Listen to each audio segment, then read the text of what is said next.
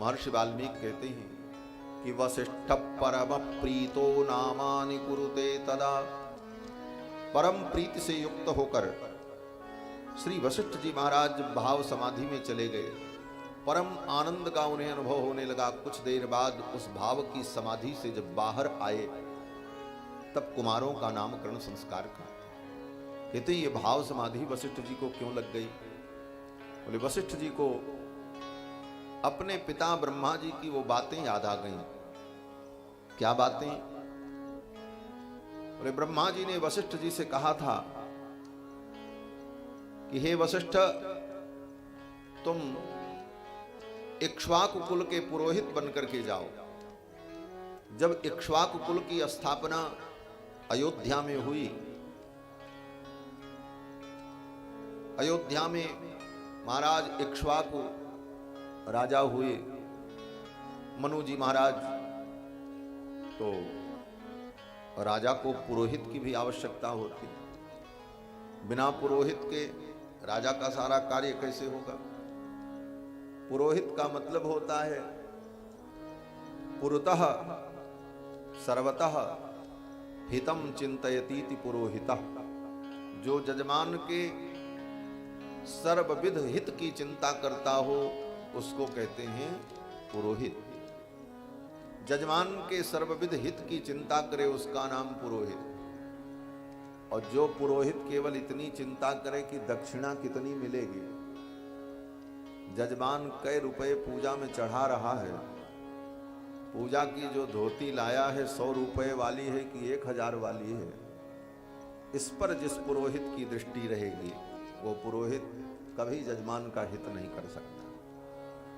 जजमान का हित पुरोहित के द्वारा तभी होगा जब पुरोहित कर्म की निष्ठा से युक्त होगा, धन की निष्ठा से।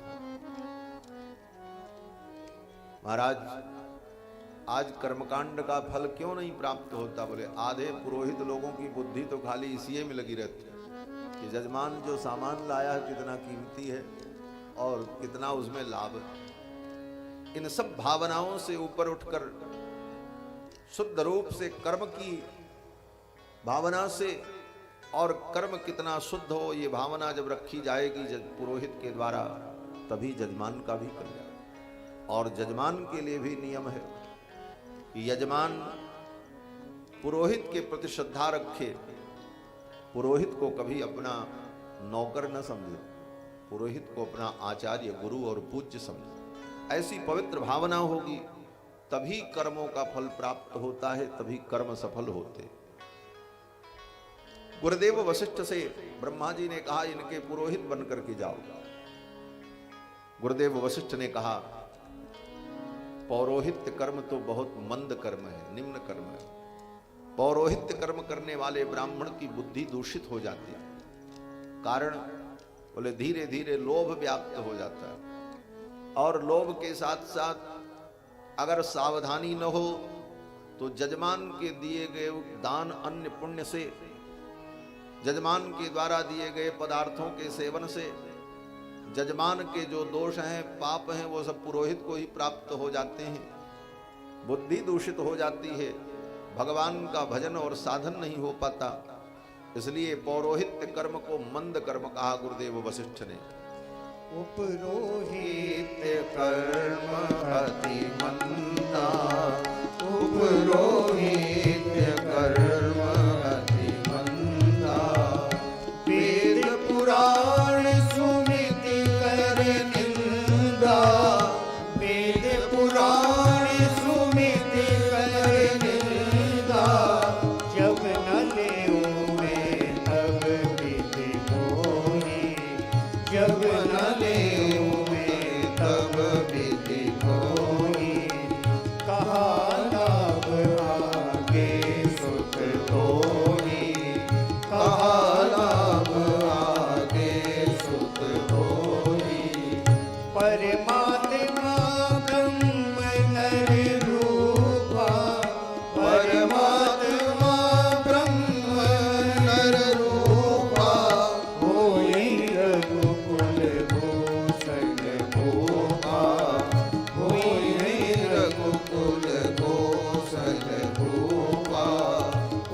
पुरोहित कर्म अति मंदा। वशिष्ठ जी ने कहा उपरोहित कर्म बड़ा मंद कर्म है, मैं नहीं करूंगा, बुद्धि दूषित हो जाएगी। तो ब्रह्मा जी ने कहा कि नहीं नहीं, इनके पुरोहित बन करके जाओ, आगे बड़ा लाभ मिलेगा। बोले क्या लाभ मिलेगा? बोले भगवान सच्चिदानंद परब्रह्म परमात्मा इसी कुल में अवतार ग्रहण करेंगे, बालक बन करके प्रकट हो, और तुम्हें यह सौभाग्य मिलेगा कि जिन भगवान का दर्शन, जिन भगवान का अनुभव बड़ी बड़ी तपस्या और साधना करने के बाद प्राप्त होता है, वे भगवान तुम्हें बड़ी ही सहजता से प्राप्त हो जाएंगे। भगवान इसी कुल में आगे चल करके अवतार लेंगे, भगवान लीला करेंगे, और भगवान बालक बन करके जब प्रकट होंगे तो तुम उनका नामकरण संस्कार करो, उनका अन्नप्राशन संस्कार करो, उनका यज्ञोपवीत संस्कार तुम्हारे द्वारा होगा, और फिर तुम्हारे गुरुकुल में वो पढ़ने जाएंगे।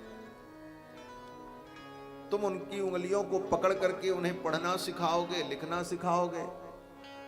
ये सौभाग्य तुम्हें प्राप्त होगा, वो तुम्हारी गोद में बैठेंगे, भगवान की इन दिव्य लीलाओं का तुम्हें दर्शन होगा। ब्रह्मा जी ने कहा भगवान मुझे इतने सुलभ हो जाएंगे? ब्रह्मा जी ने कहा हाँ। वशिष्ठ जी ने कहा भगवान हमको इतने सुलभ हो जाएंगे? ब्रह्मा जी ने कहा हाँ, इनके पुरोहित बन करके जाओ। तो इसी बात पर ब्रह्मा जी के इस कथन को स्वीकार करके गुरुदेव वशिष्ठ इस इक्ष्वाकु कुल के पुरोहित बन करके आए, और इक्ष्वाकु मनु से लेकर के दशरथ जी के काल तक आज तक जितने राजा हुए, उन राजाओं का जात कर्म, नामकरण, अन्नप्राशन, चूराकरण, श्राद्ध, पिंडदान आदि समस्त कर्मों को गुरुदेव वशिष्ठ कराते रहे पीढ़ी दर पीढ़ी, केवल इस आशा में कि एक दिन मुझे भगवान मिलेंगे, भगवान का मुझे दर्शन होगा। आज वो सौभाग्य प्राप्त हुआ, और भगवान श्री रघुनंदन को जब गोद में लिया गुरुदेव वशिष्ठ ने नामकरण करने के लिए, तो ब्रह्मा जी की वो सारी बातें याद आ गईं और आंखें बंद हो गईं, और गुरुदेव वशिष्ठ भाव की समाधि में चले गए। इन सारे भावों को वाल्मीकि जी कहते हैं कि वशिष्ठ परम प्रीतो नामानि कुरुते तथा। वशिष्ठ जी महाराज परम प्रीति से युक्त होकर चारों कुमारों का नामकरण संस्कार करते हैं। सबसे पहले कौशल्या कुमार को गोद में लिया और कहा कि ज्येष्ठम रामम महात्मानम। हे महाराज, आपके जो ज्येष्ठ पुत्र हैं कौशल्यानंदन, इनका नाम राम होगा। ज्येष्ठम रामम। दशरथ जी ने कहा राम का अर्थ क्या है? राम माने क्या? नामकरण करे तो नाम का अर्थ भी जानना चाहिए। नामकरण संस्कार करते समय अर्थ पर विचार करना चाहिए। इस नाम का, इस शब्द का अर्थ क्या है? बिना अर्थ परिज्ञान किए, बिना अर्थ जाने नामकरण कर नहीं करना चाहिए। नाम का क्या अर्थ है ये बोध होना चाहिए। तो दशरथ जी ने पूछा गुरुदेव राम का अर्थ क्या है? राम माने क्या? तो गुरुदेव वशिष्ठ ने कहा राम का मतलब सबको आराम देने वाला। राम का मतलब सबको आनंद देने वाला। जो आनंद सिंधु सुख राशि, सी करते त्रैलोक्य सुपासी, सो सुख धाम राम अस नामा। जो सुख के धाम हैं, सबको आनंद प्रदान करने वाले हैं, उनका नाम राम होगा। राम का मतलब ही है आनंद देने वाला। जो सबको रमण करावे, सबको आनंद प्रदान करे, उसको कहते हैं राम। ज्येष्ठम रामम महात्मानम भरतम कैकयी सुतम। और ये जो केकई के पुत्र हैं, केकई कुमार को गोद में लिया और गुरुदेव वशिष्ठ ने कहा इनका नाम भरत होगा। भरतम कैकयी सुतम। चक्रवर्ती जी ने पूछा भरत का अर्थ क्या है? भरत माने क्या? तो गुरुदेव वशिष्ठ ने कहा कि भरतीति भरतः, जो भर दे उसका नाम भरत। भरतीति भरतः, जो भर दे उसका नाम भरत। भरत का यही अर्थ है। भरने वाला क्या भर दे? बैंक भर दे कि आपकी तिजोरी भर दे कि आपका खजाना भर दे? कहते नहीं, बैंक तिजोरी और खजाना भरने वाले नहीं। भरत का मतलब जो सबके हृदय को राम प्रेम से भर दे, उनका नाम भरत। भरतीति भरतः। और गोस्वामी जी महाराज ये अर्थ प्रकट करते हैं, क्या बोले? भरत चरित कर नेम तुलसी जे सादर सुनहि, सिय राम पद प्रेम अवसि होई भवरस विरत। भरत जी के चरित्र का यही महान फल है। भरत जी के चरित्र की महिमा क्या है? गोस्वामी जी महाराज कहते हैं कि भरत चरित कर नेम तुलसी जे सादर सुनहि। भरत जी के चरित्र को जो नियम से सुनता है, भरत जी के चरित्र का चिंतन करता है, भरत जी का स्मरण करता है, तो उसे क्या फल मिलता है? बोले सिय राम पद प्रेम अवसि हो। राम जी के चरणों का प्रेम उसे निश्चित रूप से प्राप्त हो जाता है। उसके हृदय को भरत जी राम प्रेम से भर देते हैं। भगवान के चरणों का प्रेम, अनुराग, भगवान के चरणों की भक्ति कैसे प्राप्त होगी? साधन क्या है? प्रेम ही तो भक्ति है। बार बार कथा में मैंने बताया है कि आनुकूल्येन कृष्णानुशीलनम भक्ति रुच्यते। अनुकूलता पूर्वक, प्रेम पूर्वक भगवान का निरंतर स्मरण, भगवत प्रेम, इसी का नाम भक्ति। और भक्ति की प्राप्ति का साधन क्या है? भक्ति मिलेगी कैसे? जो भक्ति सर्वविध कल्याणकारिणी है, वो भक्ति प्राप्त कैसे होगी? उसका साधन क्या है? तो देवर्षि नारद ने भक्ति सूत्र में भक्ति की प्राप्ति के साधन का भी वर्णन किया। भक्ति मिलती कैसे? तो देवर्षि नारद कहते हैं,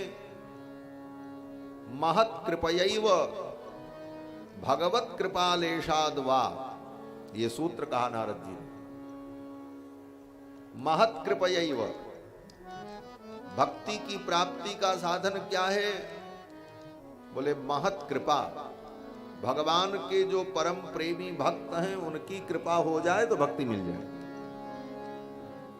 और ये कहते हुए नारद जी ने वहां पर एव शब्द का प्रयोग किया है। महत् कृपयैव, महत् पुरुषों की कृपा से ही, और दूसरे साधन से नहीं। महत् कृपयैव, बोले भगवान की कृपा से भक्ति नहीं मिलेगी? अरे भगवान तो सर्वसमर्थ हैं, क्या भगवान की कृपा से भक्ति नहीं मिल सकती? तो नारद जी ने सोचा, भगवान तो भगवान है ही, उनमें तो सब दिव्यता है ही है। तो नारद जी ने कहा, भगवत कृपा लेशाद वा। भगवान की कृपा के लेश मात्र से भी भक्ति हो जाएगी। भगवान की कृपा से भी भक्ति मिल जाएगी। भगवत कृपा लेशाद वा।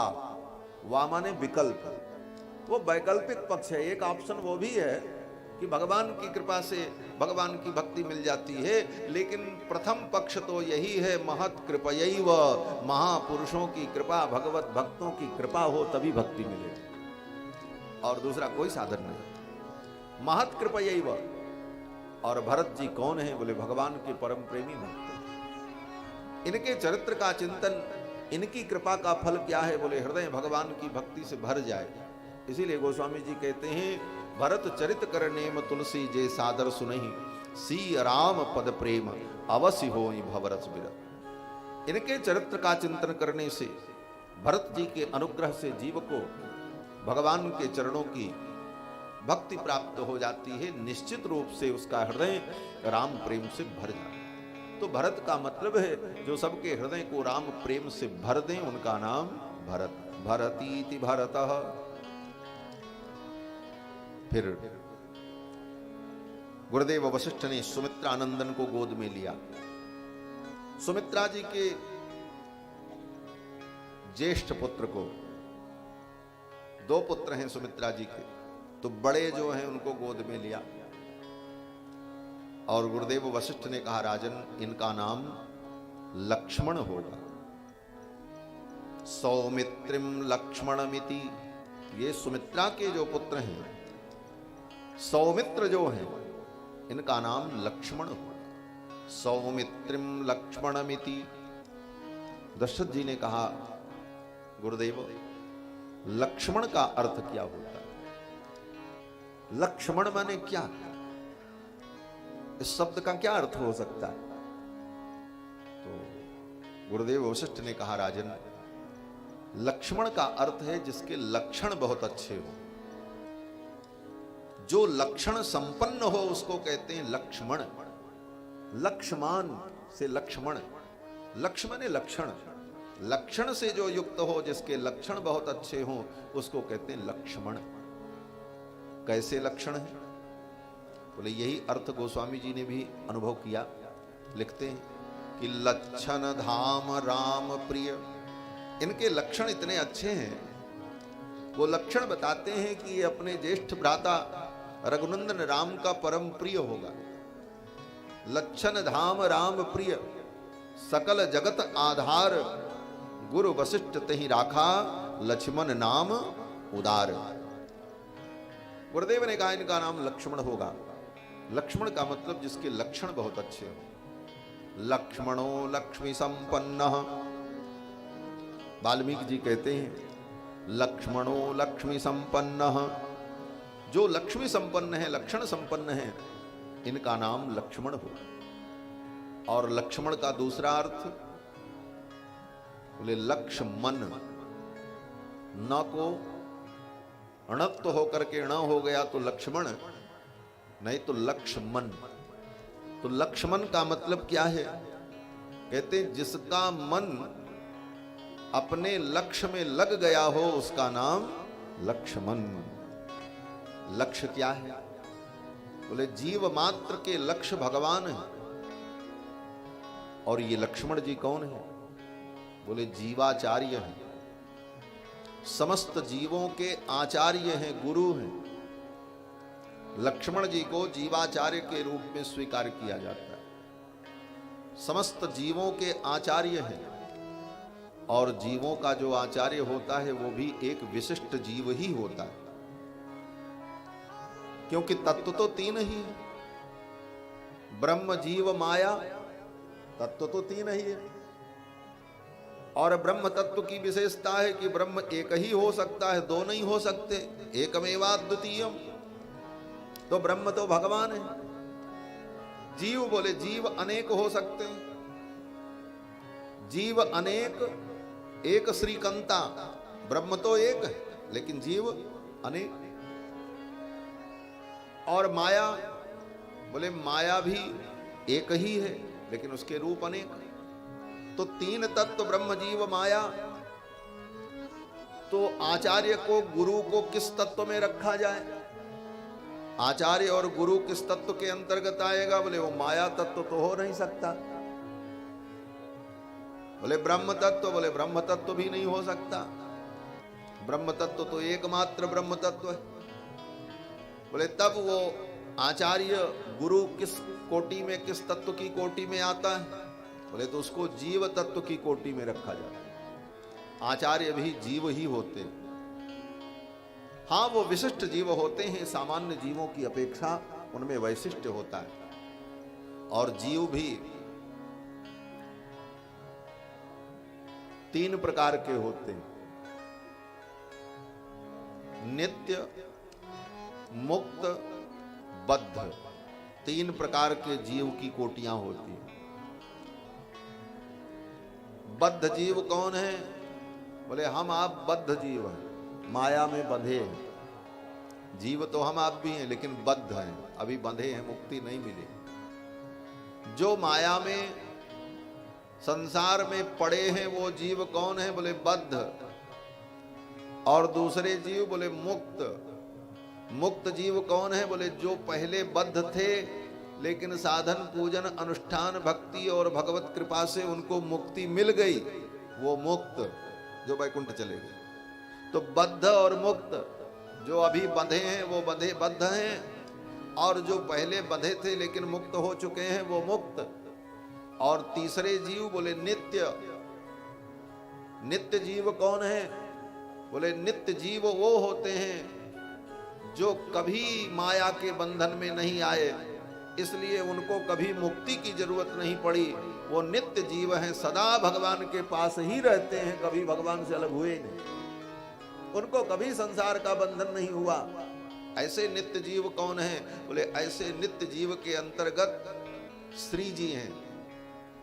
लक्ष्मी जी को भी हमारे यहाँ विशिष्टाद्वैत वेदांत में जीव तत्व के रूप में ही स्वीकार किया जाता। वो नित्य जीव हैं, वो कभी भगवान से अलग नहीं।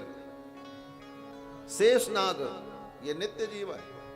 भगवान के वाहन गरुण, भगवान के वैकुंठ के जितने पार्षद, नित्य पार्षद, वो कभी भगवान से अलग नहीं हुए, कभी वो माया के बंधन में नहीं आए। तो जो जीव कभी माया के बंधन में नहीं आए, इसलिए उनको कभी मुक्ति की भी जरूरत नहीं पड़ी। वो सदा भगवान के पास अनादिकाल से हैं, वे जीव नित्य। और जो हमारे आप जैसे माया में बंधे हैं वो बद्ध, और जो साधन भक्ति करके, उपाय करके, शरणागति करके मुक्त हो गए वे मुक्त। तो बद्ध, मुक्त, नित्य, तीन प्रकार के जीव। तो आचार्य भी जीव कोटि में, और उन्हीं आचार्यों में श्री लक्ष्मण जी महाराज जो शेषावतार हैं, ये कौन है? बोले जीवाचार्य हैं, समस्त जीवों के आचार्य हैं। लक्ष्मण जी को जीवाचार्य के रूप में हमारे यहां स्वीकार किया जाता है। और यही श्री लक्ष्मण जी महाराज जो जीवाचार्य हैं, इस कलयुग में रामानुजाचार्य के रूप में प्रकट हुए। राम के अनुज हैं और जीवाचार्य हैं। समस्त जीवों को भगवान की शरणागति दिलाने के लिए, जीवों को भगवान की शरण में ले जाने के लिए जीवाचार्य श्री लक्ष्मण जी महाराज का, शेष भगवान का रामानुजाचार्य के अवतार रूप में अवतार हुआ। इसीलिए भगवान रामानुजाचार्य को शेषावतार कहा जाता। तो लक्ष्मण जी महाराज जीवाचार्य हैं। और आचार्य कौन होगा? जीवाचार्य कौन होगा? बोले जिसका मन भगवान में लगा रहे, जिसने भगवान को अपना लक्ष्य बना लिया, अपने लक्ष्य में जिसने अपने मन को लगा दिया, वही तो जीवाचार्य हो सकता है, वही आचार्य हो सकता है। वही दूसरे के मन को भी भगवान में लगा पाएगा। जिसका खुद का मन भगवान में न लगा हो, वो दूसरे का मन भगवान में क्या लगाएगा? कहते भाई जब हम ही को ज्ञान नहीं होगा तो हम दूसरे को क्या ज्ञान दें? हमारा स्वयं का मन भगवान में नहीं लगा तो हम दूसरे का मन भगवान में कैसे लगा सकते हैं? तो आचार्य की विशेषता क्या? बोले जिसने अपने लक्ष्य में अपने मन को लगा दिया हो। और लक्ष्य कौन है? बोले भगवान है। ब्रह्म तल लक्ष्य मुच्यते, श्रुति कहती है, वेद कहता है कि जीव का एकमात्र लक्ष्य ब्रह्म है, परमात्मा है।